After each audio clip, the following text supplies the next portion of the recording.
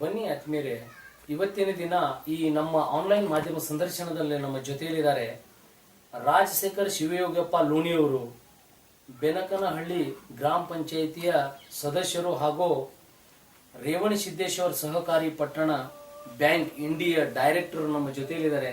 Sir, ತಮಗೆ ನಮ್ಮ ಮಾಧ್ಯಮಕ್ಕೆ ಸ್ವಾಗತವನ್ನು ಹೇಳ್ತೀನಿ. ನಮಸ್ಕಾರ ಸರ್. ತಾವು ರಾಜಕೀಯಕ್ಕೆ ಹೇಗೆ ಪ್ರವೇಶ ಮಾಡಿದ್ದೀರಾ? ನಾನು ನಮ್ಮ ರಾಜಕೀಯದಲ್ಲಿ ನಮ್ಮ ತಂದೆಯವರಿದ್ರು ನನಗಿಂತ ಮುಂಚೆ. ಅವ್ರು ಇದ್ದ ತಕ್ಷಣ ಅವರು ಅನಾರೋಗ್ಯದಿಂದ ಅವ್ರು ನಿಧನ ಹೊಂದಿದ್ರು. ಆ ಥರದಿಂದ ಮತ್ತೆ ನಮ್ಮ ಊರಿನ ಗ್ರಾಮಸ್ಥರ ಒಂದು ಆಶೀರ್ವಾದದಿಂದ ನಾನು ರಾಜಕೀಯ ಪ್ರವೇಶ ಮಾಡಿದೆ. ಸರ್, ತಮ್ಮ ಒಂದು ಬಾಲ್ಯ ಜೀವನದ ಒಂದು ಪರಿಚಯನ ನಮ್ಮ ಮಾಧ್ಯಮಕ್ಕೆ ಹೇಳ್ತೀರಾ ಸರ್? ನಾನು 1977ರಲ್ಲಿ ಜನಿಸಿದೆ ಬಿಜಾಪುರದಲ್ಲಿ. ಅಲ್ಲಿಂದ ಶ್ರೀಕನಹಳ್ಳಿಯಲ್ಲಿ ನಾನು ಇಲ್ಲಿ ಬಂದು ನನ್ನ ಬಾಲ್ಯ ಜೀವನ. ಆಮೇಲೆ ವಿದ್ಯಾಭ್ಯಾಸವನ್ನು ಬಿಜಾಪುರದಲ್ಲಿ ಒಂದು 3 ವರ್ಷ ಮಾಡಿದೆ. ಆಮೇಲೆ ಮತ್ತೆ ಶ್ರೀಕನಹಳ್ಳಿಯಲ್ಲಿ ಬಂದೆ. SSLC ಹೋಗ್ತೀನಿ. ಹೈಸ್ಕೂಲು ನಮ್ಮೂರಲ್ಲೇ ಇತ್ತು. ಆಮೇಲೆ ಹೈಸ್ಕೂಲ್ ಆದ ತಕ್ಷಣ ನಾನು ಸ್ಕೂಲ್ ಬಿಟ್ಟೆ ತಕ್ಷಣ ಮತ್ತೆ ನಾನು ಕಾಂಟ್ರಾಕ್ಟ್ ಕೆಲಸ ಮಾಡ್ತಾಯಿದ್ದೆ. ಆನಂತರ ಅದನ್ನು ಬಿಟ್ಟೆ. ಒಂದು ನಮ್ಮ ತಂದೆಯವ್ರ ನಿಧನ ಹೊಂದಿದ ನಂತರ ರಾಜಕೀಯದಲ್ಲಿ ಪ್ರವೇಶ ಮಾಡಿದೆ. ಓಕೆ. ತಮ್ಮ ತಂದೆಯವ್ರ ನಿಧನ ಆದ್ಮೇಲೆ ತಾವು ರಾಜಕೀಯ ಪ್ರವೇಶ ಮಾಡಿದೆ, ಗ್ರಾಮ ಪಂಚಾಯತಿ ಮೆಂಬರ್. ಸರ್, ಗ್ರಾಮ ಪಂಚಾಯತಿ ಮೆಂಬರ್ ಆಗಿ ತಾವು ಆಯ್ಕೆಯಾಗಿ ಈ ಮಟ್ಟದಲ್ಲಿ ಇದ್ದೀರಾ, ತಮಗೆ ಖುಷಿ ಆಗ್ತಾ ಇದೆ? ಇವತ್ತಿನ ದಿನ ಖುಷಿ ಆಗ್ತಾ ಇದೆ. ಓಕೆ. ಜನರ ಒಂದು ಸೇವೆ ಮಾಡುವಂತ ಅವಕಾಶ ಬಂದಿದೆ, ಸಿಕ್ಕಿದೆ ಅಂತ ಅದೃಷ್ಟ ಅಂತ. ಸರ್, ರಾಜಕೀಯಕ್ಕೆ ಬಂದ ನಂತರ ತಾವು ಏನೇನು ಕೆಲಸಗಳನ್ನು ಮಾಡಿದ್ದೀರಾ ಈ ಊರಿಗಾಗಿ? ನಾನು ನನ್ನ ಗ್ರಾಮ ಪಂಚಾಯತಿ ಮಟ್ಟದಲ್ಲಿ ಬರ್ತಕ್ಕಂಥ ಕಾರ್ಯಗಳಾದರೆ ಒಂದು ಶಿಶಿ ರಸ್ತೆ ಆಗಿರ್ಬೋದು, ಮತ್ತೆ ರೈತರಿಗೆ ಕೃಷಿ ಹೊಂಡ ಆಗಿರ್ಬೋದು, ಚೆಕ್ ಡ್ಯಾಮ್ ಆಗಿರ್ಬೋದು, ರಸ್ತೆ ಆಗಿರ್ಬೋದು, ಮತ್ತೆ ಅಂಗನವಾಡಿ ಆಗಿರ್ಬೋದು, ಈ ತರದೆಲ್ಲ ಕೆಲಸಗಳನ್ನು ಮಾಡಿದ್ದಾರೆ. ಸರ್, ತಾವು ಬಹಳಷ್ಟು ಕೆಲಸಗಳನ್ನು ಮಾಡಿದ್ದಾರೆ. ಇದರಲ್ಲಿ ಬಹಳ ಮುಖ್ಯವಾಗಿರುವಂತಹ ಕೆಲಸ ಯಾವ್ದು ಅನ್ಸುತ್ತೆ ನಿಮಗೆ? ಊರಿಗೆ ಮುಖ್ಯವಾಗಿರುವಂತಹ ಮುಖ್ಯವಾದ ಕೆಲಸಪ್ಪ ಅಂದ್ರೆ ನನಗೆ ಅಂಗನವಾಡಿ ಅಂತ ಇದು ಕೆಲಸ. ಯಾಕಂದ್ರೆ ಶಿಕ್ಷಣಕ್ಕೆ ಸಂಬಂಧಪಟ್ಟಿರೋದ್ರಿಂದ ಅಂಗನವಾಡಿ ಅಂತ ಹೇಳ್ಬೋದು. ಸರ್, ಇನ್ನು ಮುಂದೆ ತಮ್ಮ ಗ್ರಾಮ ಒಂದು ಅಭಿವೃದ್ಧಿಗೋಸ್ಕರ ಏನೇನು ಕೆಲಸಗಳನ್ನು ಮಾಡ್ಬೇಕಂತ ಒಂದು ಯೋಜನೆಗಳನ್ನು ಹಾಕೊಂಡಿದ್ದೀರಾ? ನಮ್ಮೂರಿಗೆ ಪೂರ್ತಿ ಊರನ್ನ ಒಂದು ಶಿಶಿ ರೋಡ್ ಮಾಡೋದು. ಆಮೇಲೆ ನಮ್ಮ ಊರನ್ನು ಸ್ವಚ್ಛ ಇಡೋದು, ಸ್ವಚ್ಛ ಗ್ರಾಮ. ಸ್ವಚ್ಛ ಗ್ರಾಮ.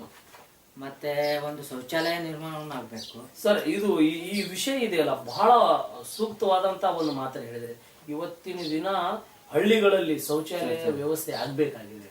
ಓಕೆ ಸರ್, ಮತ್ತೆ ಏನೇನು ಮಾಡ್ಬೇಕಂತ ಒಂದು ವಿಚಾರ? ಮತ್ತೆ ನಮ್ಮ ರೈತರಿಗೆ ಆಗ್ಬೇಕಾದಂತ ಕೆಲಸಗಳನ್ನ ಇನ್ನೂ ಉದ್ಯೋಗ ಖಾತ್ರಿ ಕೆಲಸಗಳಿದೆ, ಆ ಕೆಲಸಗಳನ್ನ ಆಗ್ಬೇಕು. ಮತ್ತೆ ಅವರಿಗೆ ಒಂದು ನೈಸರ್ಗಿಕ ಒಂದು ಸಂಪತ್ತನ್ನು ಅವ್ರಿಗೆ ಬೆಳೆಸ್ಕೊಡ್ಬೇಕು. ಸರ್, ರೈತರು ಅಂತ ಹೇಳಿದ ಮೇಲೆ ಒಂದು ವಿಷಯ ನೆನಪಿಗೆ ಬರ್ತದೆ ನನಗೆ. ಯಾಕಂದ್ರೆ ರೈತರಿಗೆ ಸರಿಯಾದ ರೀತಿಯಲ್ಲಿ ಒಂದು ಬೆಲೆಗಳಿಗೆ ಸೂಕ್ತ ಬೆಂಬಲ ಬೆಲೆ ಸಿಗ್ತಾ ಇಲ್ಲ. ಸೊ ಈ ನಿಟ್ಟಿನಲ್ಲಿ ತಮ್ಮ ವಿಚಾರ ಏನಿದೆ ಸರ್? ಅದನ್ನು ಕೂಡ ಒಂದು ಸರ್ಕಾರ ಒಂದು ತೀರ್ಮಾನ ತಗೋಬೇಕು. ಅದಕ್ಕೆ ಆದಂತ ಒಂದು ಸೂಕ್ತವಾದ ಒಂದು ದರವನ್ನು ನಿಗದಿಪಡಿಸಿದ್ರೆ ಅದೊಂದು ಒಳ್ಳೇದಾಗ್ತದೆ. ಓಕೆ ಸರ್, ಭಾರತ ದೇಶ ಹಳ್ಳಿಗಳಿಂದ ಕೂಡಿರುವಂತದ್ದು, ಹಳ್ಳಿಯು ರೈತರಿಂದ ಕೂಡಿರುವಂತದ್ದು. ಸೊ ಹೀಗಿರುವಾಗ ತಮ್ಮ ರೈತರಿಗೆ ಏನೇನು ಸಮಸ್ಯೆಗಳಿದಾವೆ ಈ ಒಂದು ಕ್ಷೇತ್ರ? ಪ್ರಥಮವಾಗಿ ಅಂತಂದ್ರೆ ವಿದ್ಯುತ್, ಆಮೇಲೆ ನೀರಿನ, ಆಮೇಲೆ ರಸಗೊಬ್ಬರ, ಈ ತರಾಗಿ ರೈತರಿಗೆ ಸ್ವಲ್ಪ ಕಷ್ಟ ಆಗ್ತದೆ. ಈ ವಿಷಯವನ್ನು ತಾವು ಒಂದು ಮಾಧ್ಯಮದ ಮುಖಾಂತರ ಸರ್ಕಾರಕ್ಕೆ ತಿಳಿಸಲು ಇಷ್ಟಪಡ್ತೀನಿ. Okay sir. ಆಮೇಲೆ ಸರ್, ಈ ತರದ್ದು ಈ ಹಿಂದೆ ಆಗಿ ಹೋದಂತ ಒಂದು ಲೋಕಸಭಾ ಚುನಾವಣೆಯಲ್ಲಿ ಮೋದಿಜಿಯವರು ಬಿಜೆಪಿ ಸರ್ಕಾರ ಒಂದು ಹೊಸ ಇತಿಹಾಸ ನಿರ್ಮಾಣ ಮಾಡಿದ್ರು.